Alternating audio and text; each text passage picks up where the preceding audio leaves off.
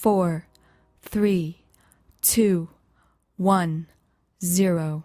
Find yourself crashing shortly after breakfast. By the time you get to work, you're hitting the coffee machine, you're craving sugar, you're craving sweets.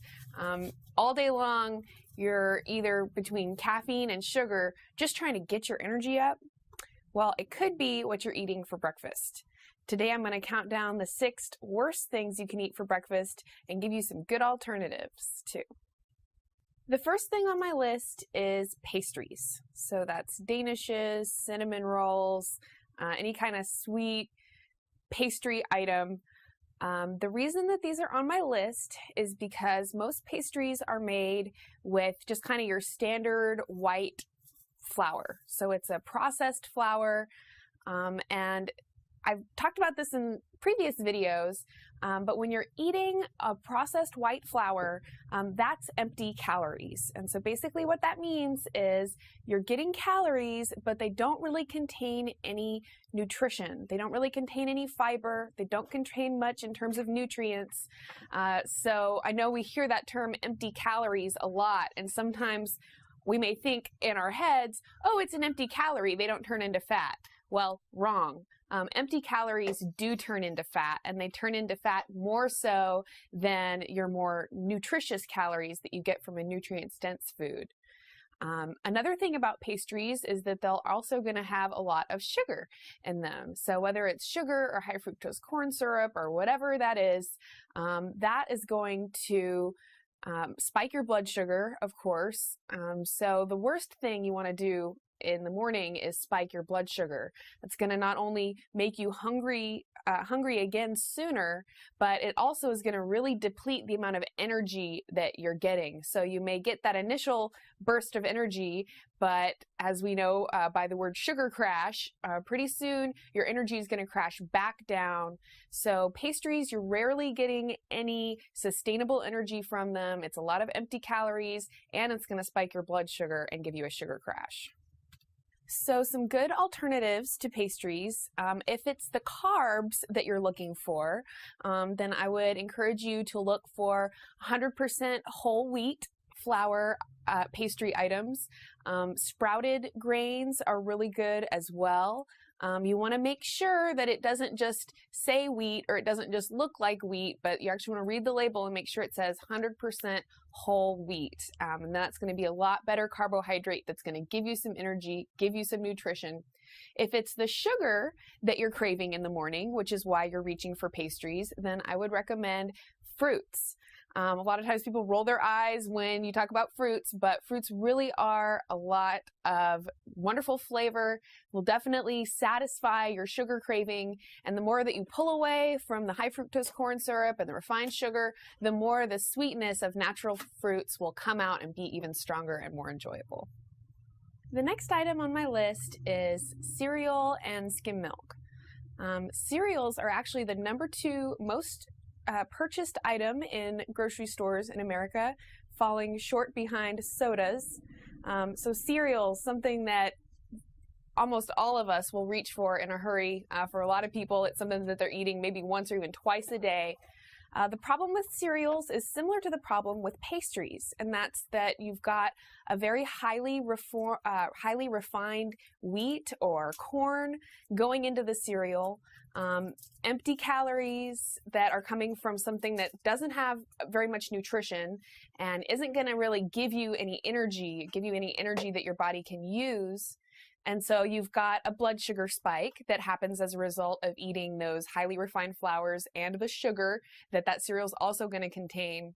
So some good alternatives to cereal would be oats or oatmeal.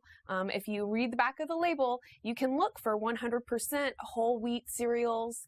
They've even got, rice flakes and other things like that generally are going to be more healthy than most of the name brand cereals that we see out there on the markets. The second part of this item is the skim milk. Skim milk is not only shortchanging you on the flavor, but it's also shortchanging you on the nutrition that you would gain from milk. So the fat content in milk is necessary not only because it's good healthy fats for our body, but also because the fat in the milk is really crucial for digesting the rest of the milk, digesting the proteins and the lactose and the other components of the milk. So you really want to opt for at least 2%, if not whole milk. Of course, you want to, organic milk is going to be better. Grass-fed cows is always going to provide you healthier dairy than what you would find if you go for the skim milk or if you go for the other conventional brands of milk. The third item is egg whites or egg beaters, egg white omelets. A lot of people have been avoiding the egg yolk because of the fat content or the cholesterol, but ultimately this is not doing your body a service and it's not doing anything for the flavor of your food either. So you want to be eating the whole egg. The yolk is actually where most of the nutrients, the good omega-3 fats, are. So when you're just eating the egg white, not only are you less able to digest that egg, but you're really missing out on a lot of the nutrition. Eggs have a whole lot of protein in them. They are very, very healthful and a great option for breakfast. You can hard boil them so that you just kind of cook them once and then you have them in your refrigerator for the rest of the week. Then they kind of can be a quick on-the-go kind of snack. So eggs are really healthy, but you want to make sure that you're eating the yolk as well. The next food that I want to address is the fake butter spreads and margarines. A lot of folks have been getting rid of the butter in favor of these spreads, thinking that they're more healthy, but really and truly those spreads are taking an oil, a vegetable oil like canola oil or sunflower oil or something like that, and then hydrogenating them and whipping them at really high speeds so that they will take on the consistency and the firmness of butter. But that process of hydrogenation or partial hydrogenation actually creates trans fats and some other chemicals that we really don't want in our systems. So the alternative is to eat real butter. Butter is not only delicious, but it has a lot of good fats, a lot of good oils that our bodies do need and that our bodies can use. Coconut oil is also another really good spread. Some people don't like the flavor. I happen to love the flavor of coconut oil. So it's great. You can use it as a spread on toast, but you can also cook with it. So butter, coconut oil are always going to be better than a fake butter spread or margarine. The next breakfast item on my list is soy protein smoothies. Now there's a lot of different information out there right now about soy, and I don't want to get too heavily into it, but it's becoming more accepted now that soy is actually very hard for the body to digest. It's used a lot in Asian cultures, but they really only use the fermented forms of soy. So that's tempeh, natto, miso, and they don't consume a whole lot of tofu. But here in the States, we find out something is good for us and we kind of, go crazy with it. And so we're consuming a whole lot more soy than is probably healthy for us.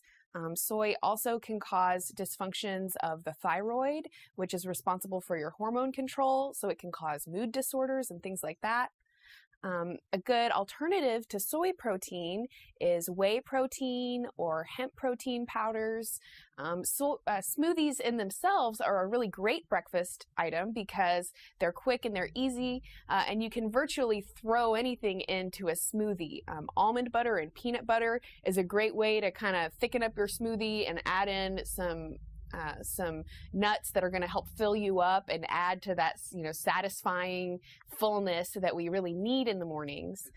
Hemp protein has a lot of other nutrients as well, a lot of good fatty acids and things like that, and a lot of fiber.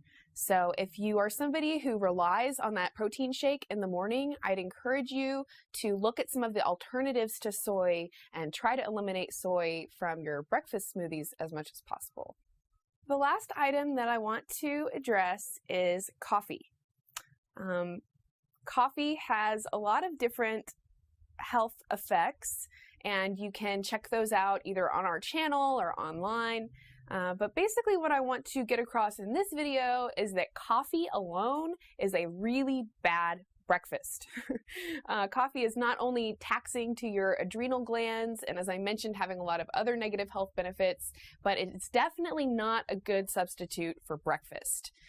It's really important that we're eating some good nutrients in the morning. When we wake up, a good thing to start with is a glass of water, but then from there, you really want to aim to get some nutrients, to get some good fats, to get some good proteins, so that you're really helping your body create energy and make you less likely to have to go back to the coffee machine over and over, trying to get out of that like lethargic morning slump that it's so hard to get out of. It's really important. So if you're eating meats, even meats in the morning can make a great breakfast. Some lean meats would be really good. Eggs, things like that. Fruits with almond butter or peanut butter also makes a great snack in the morning. But you definitely don't want to skip breakfast and just have coffee. If giving up coffee is something you can do, try alternatives like tea. There's even some coffee flavored drinks out there as well. So if you can give up coffee or drink less coffee, that would be good. But at the very least, just make sure that you're eating something in conjunction with your coffee. In a future video, I'm going to give you some more good examples of whole food snacks that you should be incorporating into your diet. And in another video, I'm going to give you 5 tips on how you can make your healthy foods taste better. Thank you so much for watching my video. I hope that some of this information was useful to you and interesting to you. Please give me a thumbs up if you liked it. Go ahead and leave me some comments down below. Let me know if there's other foods you're interested in learning about, or if there's questions that I may have raised for you.